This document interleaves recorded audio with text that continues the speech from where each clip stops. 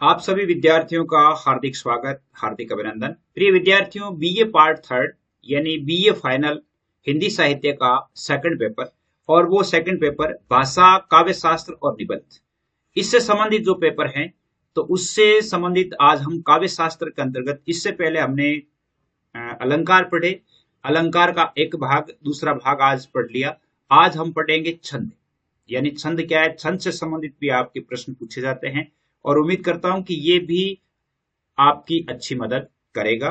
तो आइए देखते हैं, यानी छंद क्या है, छंद से संबंधित कैसे प्रश्न आते हैं और कैसे आपको लिखना है। सबसे पहले आपको, अगर मान लो प्रश्न आ जाता है कि छंद क्या है, तो आपको छंद, विवेचन, व्युत्पत्ति ये सारे बताने होते हैं। तो छंद की व्युत्पत्ति के संबंध में यदि देखा जाए तो छंद शब्द है वो चद धातु से बना है। किससे बना है?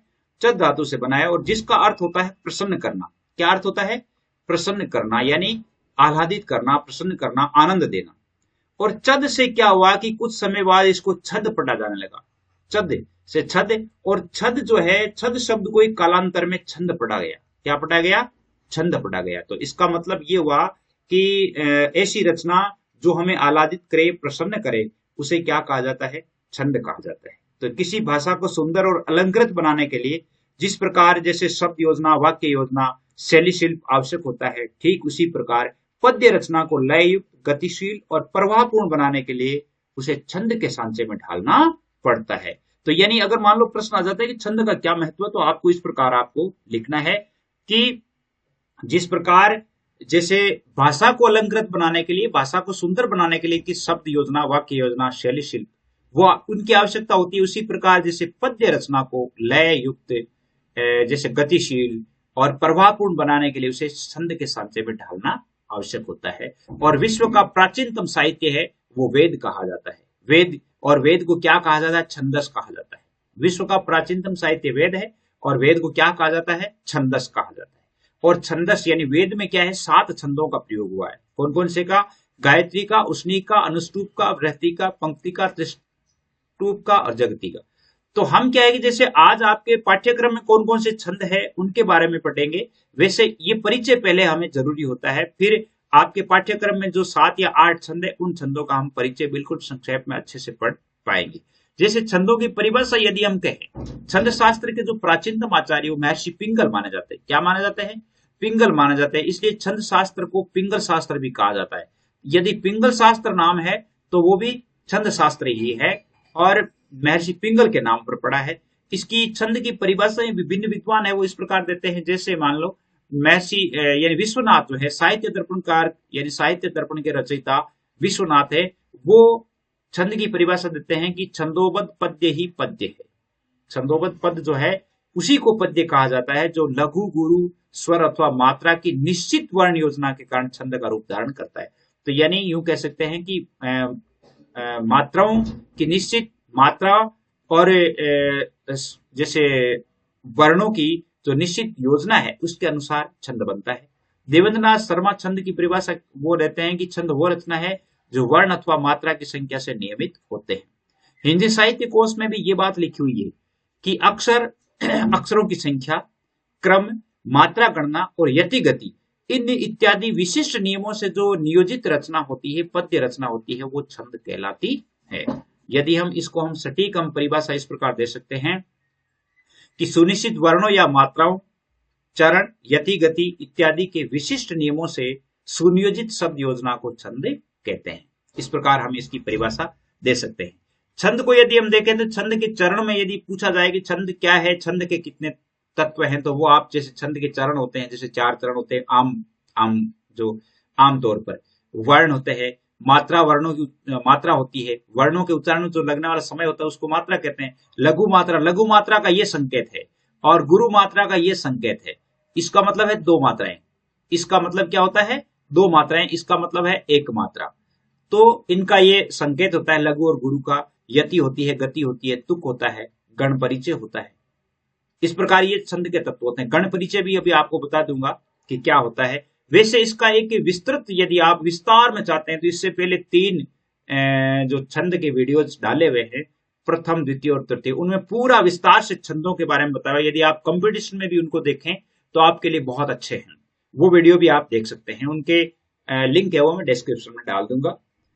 छंद मूल रूप से दो प्रकार के होते हैं, मात्रिक छंद और वर्णिक छंद। जिनमें वर्णों की गणना होती है वो वर्णिक छंद होते हैं, जिनमें मात्राओं की गणना होती है वो मात्रिक छंद होते हैं। मात्राओं की गणना जैसे एक मात्रा, दो मात्रा, जैसे एक मात्रा के लिए ये चिन्ह होता है, दो मात्रा के लिए ये चिन्ह होता है।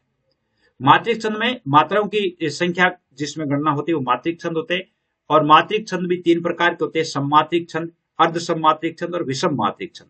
सममात्रिक छंद में जैसे ये चौपाई छंद, रोला छंद, गीतिका छंद, हरिगीतिका, मालिनी, वंशस्थ, अहिर छंद, तोमर, मानव छंद, रूपमाला छंद, राधिका छंद, ये समान मात्राओं वाले होते हैं। इनके चारों चरणों में मात्राएं समान होती है। अर्ध सममात्रिक छंद वो होते हैं जिनमें आधे चरणों में तो समान होती है, आधे में समान नहीं होती है। जैसे दोहा छंद है, सोरठा छंद है, बरवे छंद है, उल्लाला छंद है, ये अर्ध सम होते हैं, यानी इनके विषम चरणों में समान होती है, सम चरणों में समान, विषम चरणों में समान और सम चरणों में समान। विषम मात्रिक छंद वो होते हैं जिनमें जो है मात्राएं समान नहीं होती है। तो ये मात्रिक छंद हो गए। मात्रिक छंद के अलावा जैसे वर्णिक छंद है, वर्णिक छंद भी वैसे तीन प्रकार के होते हैं। जिन छंदों में वर्णों की निश्चित संख्या और विशिष्ट क्रम पर आधारित रचना की जाती है वर्णिक छंद होते हैं। यानी हम यूं कह सकते हैं कि जिनमें वर्णों की संख्या का निर्धारण किया कर या वर्णों की संख्या गिन करके जिसे नाम निर्धारित किया जाता है वो वर्णिक छंद होता है। वर्णिक छंदों में जैसे इंद्रभद्रा है, शालिनी है, उपेंद्र वज्रा है, द्रुत विलंबित है, तोटक है, बसंत तिलका है, मालिनी है, मंदाक्रांता है, शिखरिणी है, सवैया छंद है, वंशस्थ है, कवि छंद है। ये सारे आपके पाठ्यक्रम में नहीं है, लेकिन आपको यदि ये आ जाता है कि छंद क्या है, कितने प्रकार के होते हैं, नाम लिखिए, तो आप इस प्रकार लिखना है। अब आपके कौन कौन से छंद है, उन छंदों का परिचय जो है हम इस प्रकार पढ़ते हैं और थोड़ा सा हम गण परिचय को जान लेते हैं। गण का अर्थ होता है समूह। क्या अर्थ होता है? समूह। और गण में केवल तीन अक्षर होते हैं। कितने? तीन अक्षर होते हैं। जैसे ये कै, मैं और ले, ये शब्द है, इसको एक गण कहा जा सकता है। जैसे मैदान, इसमें भी तीन अक्षर है, तो इसका मतलब इसको भी एक गण कहा जा सकता है। और वर्णिक छंद जो होते हैं, वर्णिक छंदों के लिए हमें गण का ध्यान बहुत जरूरी होता है। गण है वो 8 प्रकार के होते हैं। गणों को यदि हम गण देखना चाहते हैं तो गणों का प्रकार याद रखने के लिए एक सूत्र है, यमाता यमाता राजभान सलगा। ये माता राज है भाने से लेगा, यानी 8 तो 8 तक तो ये छंद ये हो गए, गण हो गए। और ले का अर्थ होता है लघु, गे का अर्थ होता है गुरु, यानी ये 10 अक्षर होते हैं इसमें गण सूत्र में, और इसको दशाक्षर भी कहते हैं। क्या कहते हैं? दशाक्षर भी कहा जाता है। जैसे पहला ये से है तो यज्ञण हो गया। यज्ञण का मतलब देखिए, ये माता, यहां तक ये माता, यमाता, यमाता जैसे देखिए, ये का मतलब एक मात्रा, बड़ी मात्रा, बड़ी मात्रा, इस प्रकार होना चाहिए। ये ऐसे होगा, यज्ञण में ऐसे होगा। तो देखिए एक मात्रा है, ये में 100, दो मात्रा, इसमें 2, तो ये यज्ञण हो गया। सुदामा में एक मात्रा है, छोटा है, यानी एक मात्रा होती है ए, ई, उ और री, यानी इनमें एक मात्रा होती है, बाकी में बड़ी मात्राएं होती है। तो ये सुदामा में देखिए 2 मात्रा, इसमें ए में देखिए, इसमें 1, 2, 2, इसमें भी, तो इसका मतलब इसमें यगण है। मगण में, मगण का ये तो छोड़ दो, इसके बाद मातारा यहां से ले लो। मगण में क्या होएगा? मातारा, यानी ये ने छोड़ दिया, फिर मातारा हो गए 3। मातारा में तीनों ही बड़ी बड़ी हो गई। जैसे अंबाला, ये जो अनुस्वार वाला जो होता है, इसमें 2 मात्राएं होती है, अंबाला, राजा जी, रानी जी, ये सभी क्या है, इनमें मगण होता है। मगण के अलावा तगण, तगण में होता है ताराज, है ना, यानी उसमें माँ तक छोड़ दिया, ये छोड़ दिया, माँ छोड़ दिया, उसके बाद ता से ले लो, ता से लेकर के आगे 3 अक्षर ले लो, तो हो गया ताराज। ताराज में देखिए बड़ी, बड़ी, छोटी, इस प्रकार होता है। तो इसमें देखिए हैरान शब्द है, हैरान में बड़ी है, रा में बड़ी है, ने में छोटी है, तो इसका मतलब इसमें तगण है। मैदान में देख लीजिए, इसमें बड़ी है, बड़ी है, छोटी है, तो इसका मतलब इसमें तगण है। रगण का मतलब होता है, ता तक छोड़ दो, इसके बाद राज भा, राजभा हो जाएगा, रा जय भा। राजभा में क्या हो जाएगा? एक बड़ी, छोटी, बड़ी, यानी बीच में छोटी और 2 बड़ी। तो इसमें देखिए कामना, कामना में का बड़ी है और मैं छोटी है और ये बड़ी है। लालसा में देखिए, ये बड़ी है, ये छोटी है और ये बड़ी है, तो इसका मतलब इसमें रगण है। कामना शब्द है, लालसा है, इनमें क्या है? यानी रगण है। रगण के बाद में जगण, जगण के बाद जगण का अर्थ होता है जभान, जय भान, यानी राजभान में उसी प्रकार जैसे आगे 3 अक्षर ले लो। जबान में छोटी, बड़ी, छोटी, बीच में बड़ी होती है और दोनों तरफ छोटी छोटी। जैसे देखिए नहान, खदान, नहान में देखिए छोटी, बड़ी छोटी, छोटी बड़ी छोटी, खदान। इस प्रकार बगण, बगण का अर्थ होता है भानस। क्या होता है? भानस। बे से आप आगे ले लो, यमाता राज भानस है, भानस। भानस देखिए मानस में, कानन में, इनमें बगण है। नगण में क्या होता है? न शैलय, न शैलय, तीनों ही छोटे होते हैं, तीनों ही छोटे। सबसे कम मात्राएं जो होती है वो नगण में होती है। सगण में होती है सलगा, गा। सलगा में दो छोटी होती है, एक लास्ट की बड़ी होती है। जैसे देखिए कमला, विमला, इनमें सगण होता है। क्या होता है? सगण होता है। तो ये गण परिचय हमें जरूरी था। अब आपके देख लीजिए कौन कौन सा आपके पाठ्यक्रम में जो है। सबसे पहले एक चौपाई छंद है। चौपाई में चौपाई और चौपाई दो होती है। चौपाई में 15 मात्राएं होती है, चौपाई में 16 मात्राएं होती है। आपकी जानकारी के लिए बता दूं, जैसे अगर आपको चौपाई छंद की परिभाषा लिखनी है तो प्रत्येक चरण में 15 मात्राएं होती है और अंत में लघु गुरु आते हैं। जैसे रघुपति राघव राजा राम, पतित पावन सीताराम, ईश्वर अल्लाह तेरे नाम, सबको सन्मति दे भगवान। इनमें सभी में 15-15 मात्राएं है। चौपाई छंद जो होता है इसमें, इसके प्रत्येक चरण में 16 मात्राएं होती है और अंत में लघु नहीं आता है। अंत में लघु नहीं आता है, यानी गुरु ही मात्रा आती है। कैसे? देखिए, बरबस राम सुमंत्र पठाए, ये देखिए गुरु मात्रा है। सुरसरी तीर आपू तब आए, ये भी गुरु मात्रा है। मांगी नावन केवट आना, ये भी गुरु मात्रा है। और कहु तुम्हार मर्म में जाना, इसमें भी दीर्घ मात्रा। तो इसका मतलब इनमें, इनको आप जब गिनेंगे तो 16 मात्राएं मिलेगी और अंत में गुरु मिलेगा। तीसरा है आपके गीति का छंद। गीति का छंद में कुल 26 मात्राएं होती है। कितनी होती है? 26 मात्राएं होती है। 14 और 12 वर्णों पर यति होती है। प्रत्येक चरण में 14 और 12 पर विराम लेना होता है। यति का मतलब विराम। कुल 26 मात्राएं होती है। अंत में लघु गुरु आते हैं। लघु और गुरु दोनों आते हैं। जैसे अगर गीतिका छंद का उदाहरण देना है तो, हे प्रभु आनंद दाता ज्ञान हमको दीजिए, शीघ्र सारे दुर्गुणों को दूर हमसे कीजिए, लीजिए हमको शरण में, हम सदाचारी बने, ब्रह्मचारी धर्म रक्षक वीर व्रत धारी बने। इस प्रकार ये हो जाएगा। इसी प्रकार जैसे हरिगीति का छंद है। हरिगीति का छंद में टोटल 28 मात्राएं होती है। कितनी होती है? 28 होती है। 16 और 12 पर यति होती है। 16 और 12 पर यति होती है और अंत में वही लघु गुरु होता है। यानी गीतिका से 2 मात्राएं ज्यादा होती है। अगर हम उदाहरण दे तो उदाहरण ऐसे होगा, हम कौन थे क्या हो गए हैं और क्या होंगे अभी, आओ विचारे आज मिलकर ये समस्याएं सभी, देखें कहीं पूर्वज हमारे स्वर्ग से आकर हमें, आंसू बहावे शोक से इस भेष में पाकर हमें। तो इस प्रकार इसमें क्या है? हरिगीति का छंद है।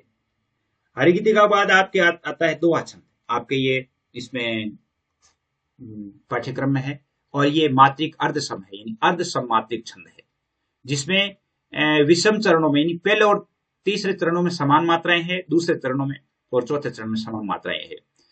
पहले और तीसरे चरण में, यानी विषम चरणों में इसमें 13 मात्राएं होती है, सम चरणों में इसमें 11 मात्राएं होती है। यानी यति जो होती है वो 13-11 पर मान सकते हैं आप, 13 और 11 पर यति होती है। विषम चरणों के प्रारंभ में जगण नहीं आता है, जभान नहीं आता, और सम चरणों का अंतिम अक्षर प्राय लघु होता है। इसमें दोहा छंद में अंतिम जो मात्रा होती है वो क्या होती है? छोटी होती है, यानी लघु मात्रा होती है। जैसे दोहा छंद में राम नाम की लूट है, लूट सके तो लूट, अंत काल पछताएगा प्राण जाएगा छूट। देखिए इसमें भी यदि आप मात्राएं बढ़ा देंगे, जाएगा लिखोगे तब तो आपके ये दोहा ही रह जाएगा। जाइएगा कर दोगे तो ये फिर दोहा नहीं रहेगा, फिर ये अलग हो जाएगा। इस प्रकार जैसे वो तो 3, 4, 5 तो आपके थे इसमें मात्रिक छंद, और अगले आपके वर्णिक छंदों में से शामिल किए गए हैं, जिसमें एक है द्रुत विलंबित छंद। द्रुत विलंबित ये 12 वर्णों का छंद है। कितने वर्णों का छंद है? 12 वर्णों का है। और इसके प्रत्येक चरण में एक नगण, 2 भगण, 1 रगण आता है। और इसको अगर कहते हैं नभ भरो बराबर द्रुत विलंबित, नभ भरो नगण, भगण, भगण, रगण, यानी इसको नभ भर भी कह सकते हैं, नभ भर, यानी नगण, भगण, भगण, रगण। नगण देखिए, नगण है कि नहीं? दिवस में तीनों ही मात्राएं छोटी, इसका मतलब नगण है। का अव, इसका मतलब भगण। देखिए का अव, यानी इसका मतलब है जिस का बड़ा है और एक छोटा, ये भानस हो गया। इसके बाद और भी भानस, जैसे सान से हो गया, नहीं ये भी भागण हो गया, भगण हो गया। फिर ये रगण है, रगण यानी राजभा। देखिए रा यानी बड़ी मात्रा, छोटी मात्रा, बड़ी मात्रा, राजभा। इस प्रकार यदि हम इसको देखते हैं तो ये इस प्रकार होता है। द्रुत विलंबित छंद का उदाहरण है, दिवस का अवसान समीप था, गगन था कुछ लोहित हो चला, तरु शिखा पर थी अब राजती, कमलिनी कुल वल्लभ की प्रभा। इस प्रकार इसको लिखना है। अगला देखिए, शिकृणी छंद है आपके। शिकृणी छंद में 17 वर्ण होते हैं। कितने होते हैं? 17 वर्ण होते हैं। इसमें एक प्रत्येक चरण में यगण, मगण, नगण, सगण, एक बगण, ये होते हैं। ये तो होते ही हैं। एक लघु और एक गुरु होता है। 6 और 11 वर्णों पर यति होती है। 6 और 11 पर यति होती है।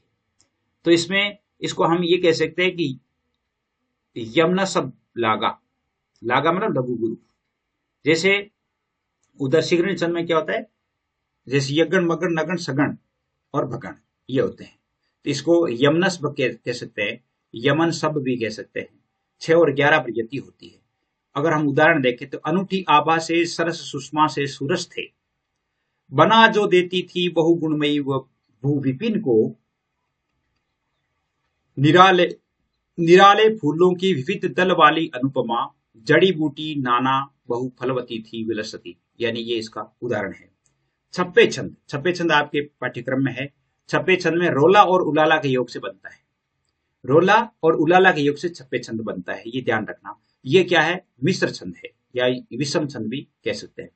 इसके प्रथम 4 चरण तो रोला के होते हैं। किसके होते हैं? प्रथम 4 चरण रोला के होते हैं। अंतिम 2 चरण होते हैं वो उलाला के होते हैं। रोला के प्रत्येक चरण में 11 और 13 पर यति होती है, जिसमें पूरी 24 मात्राएं होती है। और उलाला में 15 और 13 पर यति होती है। उलाला में 28 मात्राएं होती है, जिसमें 15-13 पर यति होती है। और रोला में 24 मात्राएं होती है, जिसमें 11-13 पर यति होती है। और 6 चरणों का छंद होने के कारण इसको क्या कहते हैं?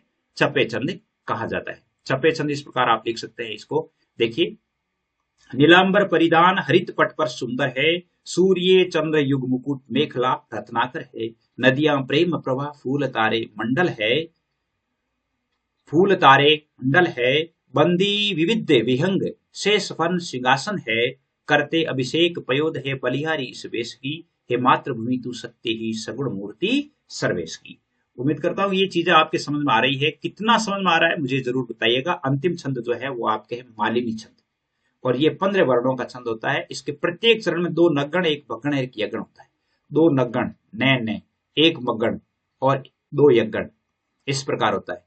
और इसमें टोटल 15 वर्ण होते हैं। देखिए 15 वर्ण, एक गण में 3 वर्ण हो गए तो 15 वर्ण हो गए कि नहीं हो गए? तो इसको नन्मय भी कह सकते हैं। नन्मय अर्थात 15 वर्णों का छंद होता है। और इसको आप ऐसे लिख सकते हैं उदाहरण में, प्रिय पति चाह मेरा प्राण प्यारा कहाँ है, दुख जल निधि डूबी का सहारा कहाँ है, लख मुख जिसका मैं आज जी सकी हूं, वे हृदय हमारा नयन तारा कहाँ है। उम्मीद करता हूं कि आपके ये चीजें समझ में आई है, यानी छंद जो है अच्छे से आप समझ गए हैं। इसी प्रकार के प्रश्न आपके छंद में से पूछे जाएंगे। आज के लिए बस इतना ही। जय हिंद, जय भारत।